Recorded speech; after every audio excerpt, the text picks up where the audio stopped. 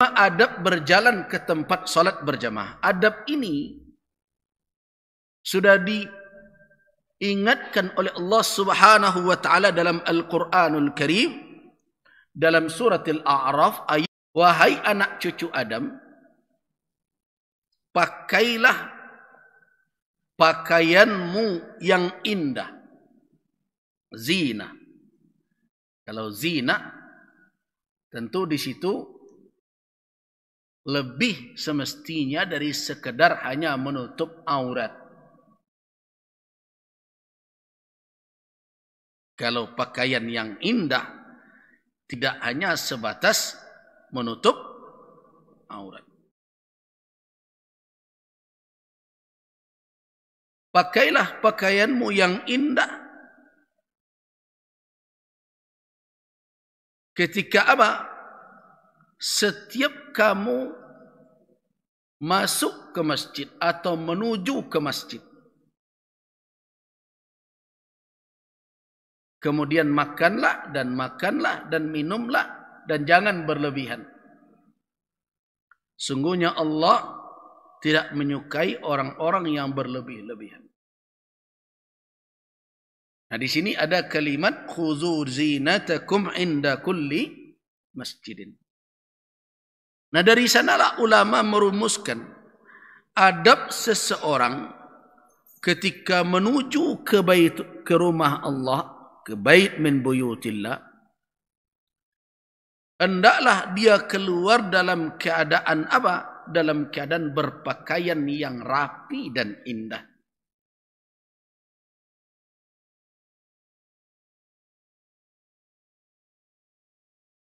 Dan di samping rapi dan indah, maka disunnahkan dia untuk keluar dalam keadaan mutatahhiran, bersuci. Jadi kalau kita dari rumah kita menuju ke masjid, di mana bagusnya berwudu? Di rumah. Nah, kan petunjuk syariat ini sudah baik sebenarnya. Sehingga baban musaji untuk membayar biaya air berkurang dia jadi.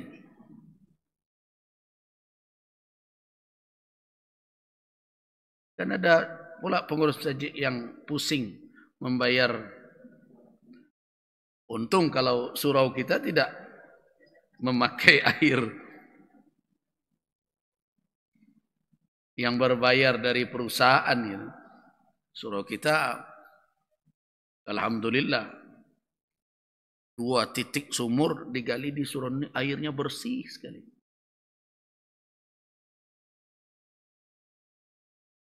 Ya, padahal dangkal ya. Dulu orang memperkirakan ini susah nih airnya. Alhamdulillah 2 titik digali, sehingga alhamdulillah tidak ada kita kekurangan air. Tetapi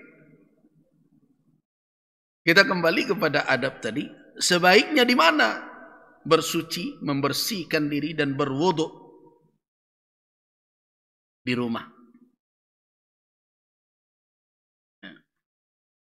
Dari mana diambil dari dalilnya? Yang pertama dari Al-Quran. Ketika Al-Quran menyuruh untuk kita memakai zina. Zina itu kan pakaian yang bersifat lahiriah.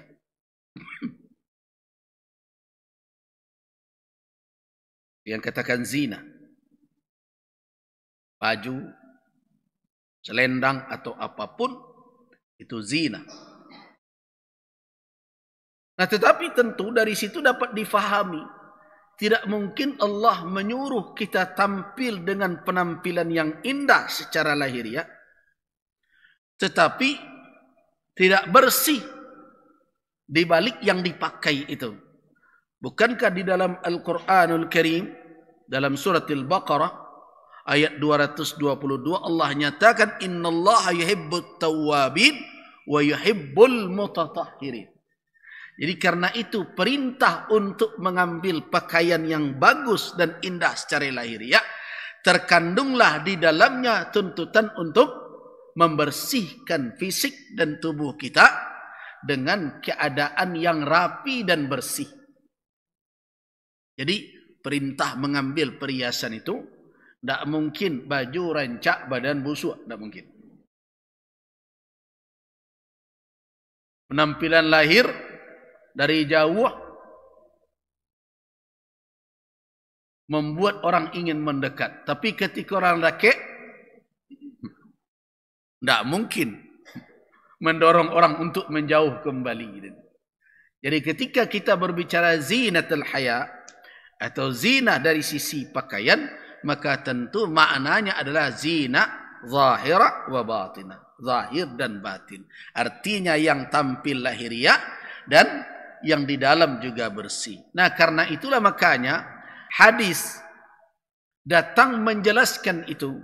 Jadi fungsi utama dari sunnah itu apa terhadap Al-Quran? Bayan, penjelasan. Nah, di dalam hadis yang diriwayatkan oleh Al-Imam Abu Dawud dalam Kitabus Salah, apa kata Nabi sallallahu alaihi wasallam? "Idza tawadda'a ahadukum fa ahsana wudu'ahu thumma kharaja 'amidan ilal masjid." Jadi dalam kalimat hadis itu, apabila salah seorang kamu berwudu, idza tawadda'a ahadukum fa ahsana wudu'ahu, kemudian dia lakukan wudu sebaik-baiknya. Ahsana maknanya memperbaiki. Jadi di dalam berwudu ini sering muncul kalimat-kalimat ahsana asbagha, menyempurnakan, menuntaskan, memperbaiki. Itu menunjukkan apa itu? Menunjukkan dalam berwudu ini sering godaannya datang asalai basah. Nah, di sini diperingatkan, idza tawadda'a ahadukum, apabila salah seorang kamu berwudu, kemudian fa ahsana wudu'ahu, kemudian dia perbaiki wudunya. Maknanya apa? Dia lakukan sebaik-baiknya. Kemudian summa kharaja, kemudian dia keluar. Ini menunjukkan berwudu di mana? Summa kharaja amidan ilal masjid. Kemudian dia keluar menuju, sengaja menuju masjid. Tidak singgah ke lapau dulu dah. Bukan kemana-mana, tapi amidan ilal masjid, menyengaja ke masjid. Ini menunjukkan banyak hal. Yang pertama, wudu itu dilakukan di tempat tinggal. Kenapa? Karena dalil setelah itu keluar. Kemudian yang kedua, wudu itu dilakukan dengan baik. Tidak sebatas hanya menjalankan hal-hal yang menjadi rukun dan kewajiban. Makna ahsana wa asbagha juga memakai sunnahnya. Kemudian dia keluar ke masjid. Ini menunjukkan bahwa berwudu itu adalah di tempat tinggalnya. Nah, karena itulah makanya ulama menyimpulkan adab menuju ke masjid untuk melaksanakan berjamaah, yang pertama berwudu di tempat tinggalnya. Berwudu di rumahnya. Jadi orang itu keluar dalam keadaan suci.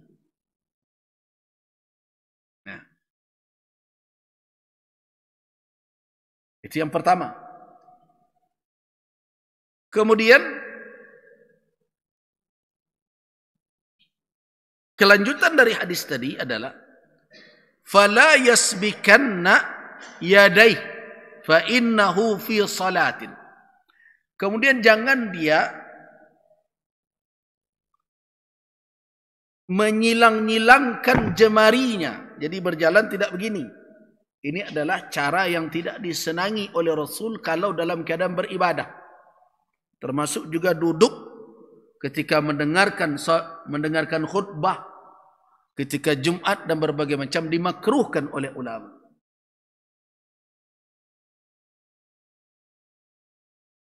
Ini mempertautkan jari jemari dan menyilangkan begini. Kenapa hal ini tidak disukai? Kalau dalam keadaan duduk yang seperti ini memancing orang untuk tidak fokus kepada pengantuk orangnya. Kenapa? Karena dia mempertahankan posisi. Ada hikmahnya ini dikatakan oleh para ulama. Ini menunjukkan kemalasan, ini menunjukkan orang tidak peduli dengan apa yang dia dengar dan kondisi sekelilingnya. Karena itu dimakruhkan berjalan ke masjid dalam keadaan menyilangkan jari jemari. Kenapa? Karena ini bukan sikap dalam salat. Kan tidak ada dalam sikap salat seperti ini ya.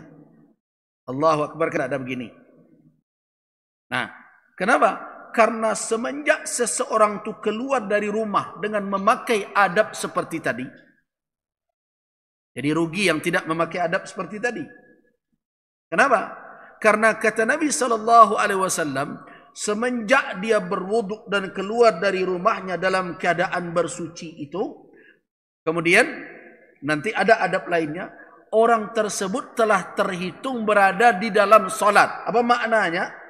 Dia telah mendapatkan cucuran pahala dan nikmat sebagai niat di mana dia melaksanakan solat itu sendiri.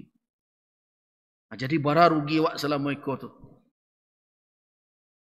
Bau duduk di masjid. Sebaiknya berwuduk di rumah, keluar dalam keadaan suci. Orang tersebut sama keberadaannya ketika itu sama dengan dia berada di dalam solat. Dari sisi apa? Tentu kaifiat ibadah belum lagi. Dari sisi apa? Dari sisi pahala. Dari sisi Allah Subhanahu wa taala memandangnya. Zikirnya di dalam perjalanan itu. Ya. Langkah demi langkahnya. Semua itu sudah dipandang dia berada di dalam salat. Fa innahu fi salatin. Tapi pakai adab tersebut. Nah, di samping dia keluar dalam keadaan bersuci itu dan sengaja menuju ke masjid, disunnatkan wa yustahab ay yakuna mutahayyi'an nazifan mutajammila. Dianjurkan dia dalam keadaan mutahayyi', siap untuk melaksanakan salat. Maknanya apa? Berbagai hal-hal yang terkait dengan persoalan yang tidak bersangkutan dengan solat, dia singkirkan. Jadi menjago HP itu jangan badariang-dariang di dalam solat itu bilo. Semenjaknya dari rumahnya. Ada awak ndak lah di kanan, de imam. Alun juga matian lah. Nah, berarti persoalan yang terjadi sekarang di berbagai tempat ibadah itu karena apa? Karena tidak menjaga adab. Tidak menjaga. Jadi indak menjaga adab kok sampai ke dalam musajid gini.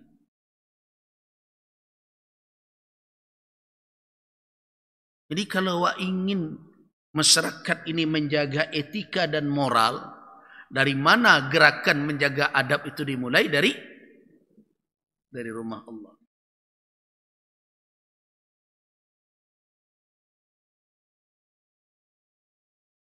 Negara kita ini kan itu yang kurang benar ini. Kekurangan adab dan akhlak. Jadi banyak orang tidak beradab gini. Politisi ada orang tidak beradab. Ekonom, pebisnis, bahkan yang mengaku dai dan ulama pun ada. Padahal bertahun-tahun ada namanya revolusi mental. Tak mental serupuan, ini revolusi kok jadi serupa kini. Nah. Jadi mutahayyian, mempersiapkan diri untuk beribadah dalam berjamaah itu bukan hanya ketika masuk masjid. Tapi semenjak seseorang keluar dari rumah menuju ke rumah Allah untuk berjamaah. Nah, itu dijaga itu adab itu. Nah, kalau terjagalah adab seperti itu, Tidak ada dari yang HP dalam keadaan salat, dalam khutbah Jumat. Kenapa?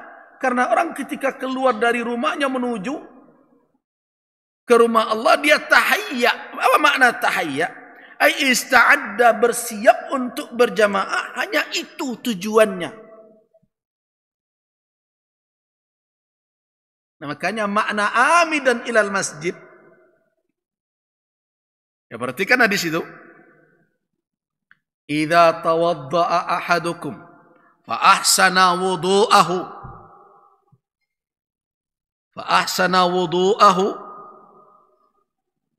dia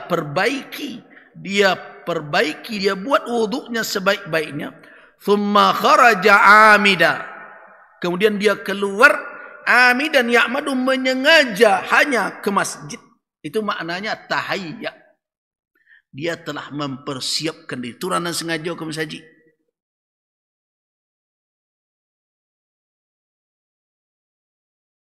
Bukan sengaja ke pasar. Kalau sengaja ke pasar, segala alat untuk berbisnis dibawanya. Tapi kalau orang ke masjid, apa yang dia persiapkan? Segala hal yang akan menjaga kekhusyukan ibadahnya, meningkatkan kualitas ibadahnya. Itu namanya persiapkan, baru tahayya namanya itu. Nah, jadi tampak kan munculnya berbagai persoalan di dalam pengelolaan masjid ini disebabkan apa? Banyak di antara kita la yatahayya'u, tidak mempersiapkan diri untuk beribadah. Jadi masjid itu tidak mempersiapkan diri untuk beribadah. Singgah santa. Ada orang ke masjid singgah pipis sebagai. La yatahayya'u, dia tidak menyiapkan diri. Itu orang itu sengaja, tidak sengaja ke masjid.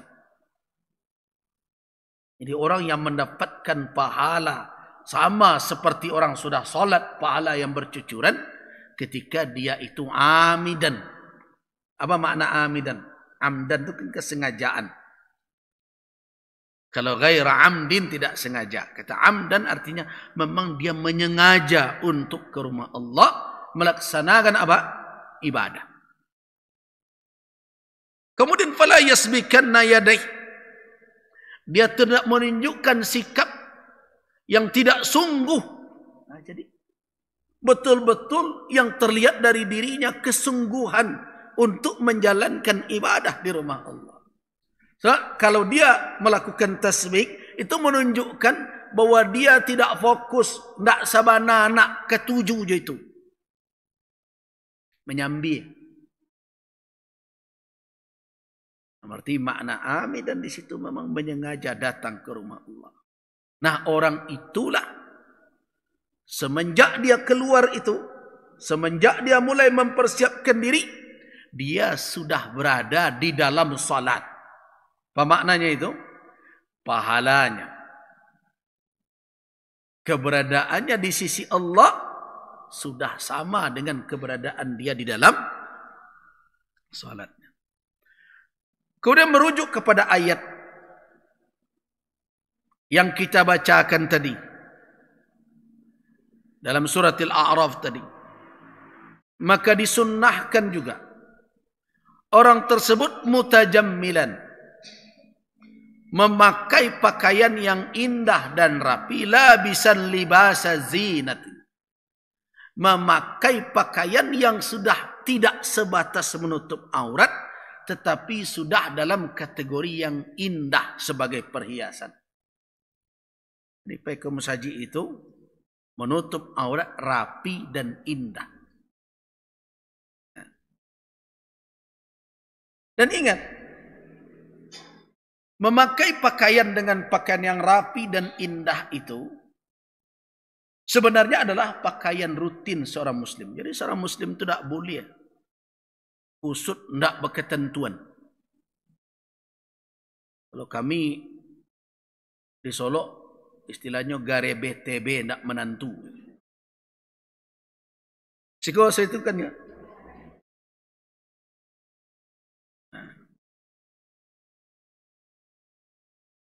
Sebenarnya pakaian seorang muslim indah. Tetapi ketika dia menuju ke rumah Allah,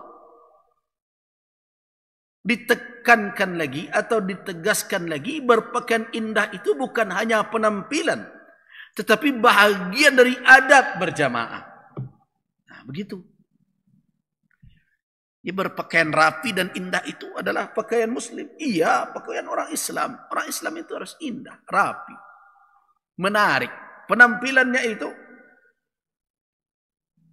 ada dalam suatu hadis dalam riwayat Al-Imam Abu Daud dari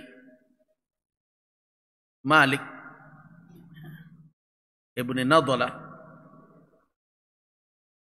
Rasulullah sallallahu alaihi wasallam pernah menegur Malik bin Nadhalah. Dia datang kepada Nabi sallallahu alaihi wasallam fi thawbin dun, dalam pakaian yang kelas yang sangat kurang lah, rendah. Faqala lahu Nabi sallallahu alaihi wasallam, Rasulullah sallallahu alaihi wasallam berkata kepada Malik bin Nadhalah, apa katanya? Rasul, alaka malun? Malik, apakah engkau punya harta? Qala na'am. Kata Malik bin Nadhalah, iya, ada. Min kullil mal, berbagai macam, seluruh model harta ada saya. Ini rupanya orang kaya, tapi berpakaian terlalu tidak pantas. Jadi ketika ditanya, engkau ada kekayaan, ada harta? Ada ya Rasul. Bermacam harta saya itu. Kata Rasulullah bertanya lagi, min ayyil mal? Min ayyil mal?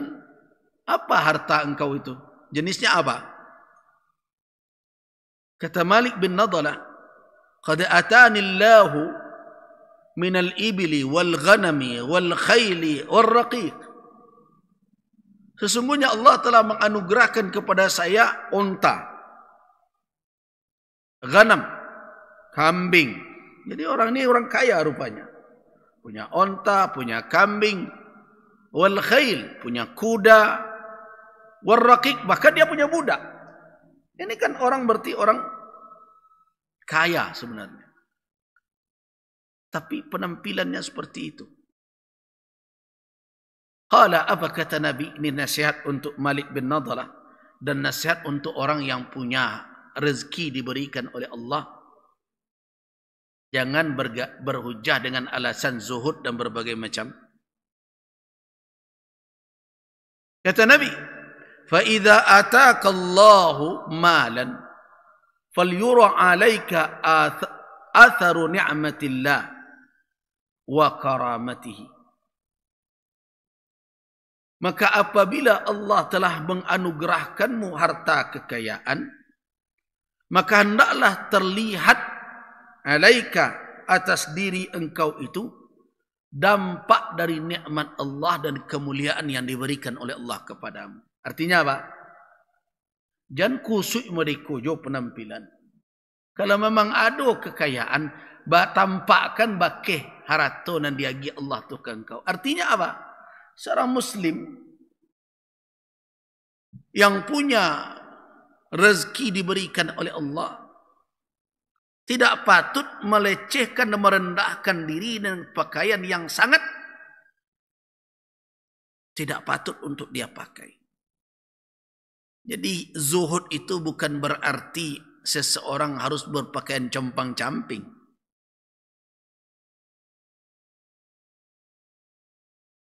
Jadi siapa saja yang dianugerahi oleh Allah Subhanahu wa taala berupa kekayaan, kata Nabi, coba terlihat hendaknya bekas nikmat Allah itu pada dirinya. Nah, berarti ini berpakaian rapi, indah itu bukan hanya pakaian ke masjid. Itu adalah pakaian seorang muslim. Tanda dia mendapatkan nikmat kemuliaan dari Allah Subhanahu wa taala. Tapi ketika dia ke masjid, berpakaian indah itu dianjurkan sebagai bahagian dari adab berjamaah.